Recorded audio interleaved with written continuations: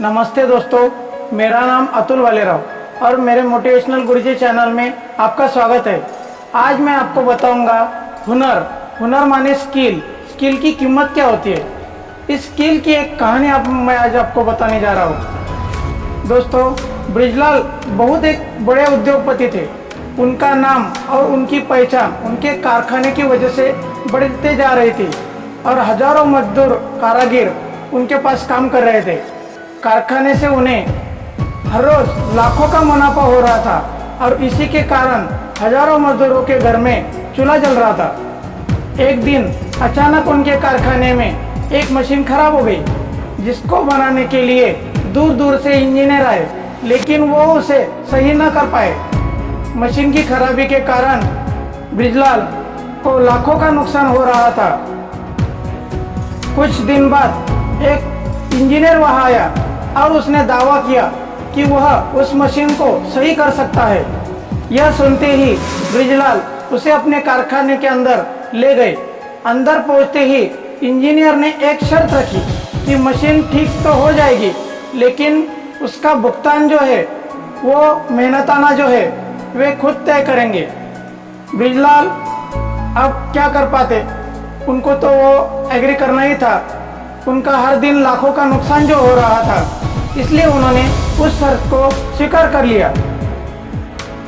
Engineer ने machine का निरीक्षण किया और उसने पाया कि मशीन का एक पेच, जिसे हम स्क्रू कहते हैं, वो ढीला है। उसने उस स्क्रू को कस दिया और मशीन दोबारा फिर से चालू हो गया।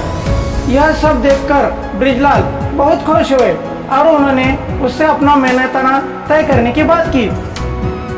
इंजीनियर ने उनसे मशीन को ठीक करवाने का 20,000 रुपया मांगा।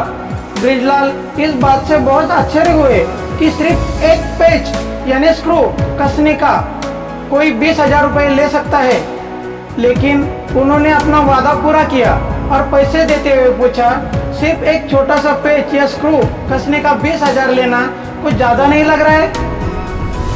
दोस्तों, इस बात पर इंजीनियर ने जो कहा वह सुनकर आप हक्का बक्का हो जाओगे।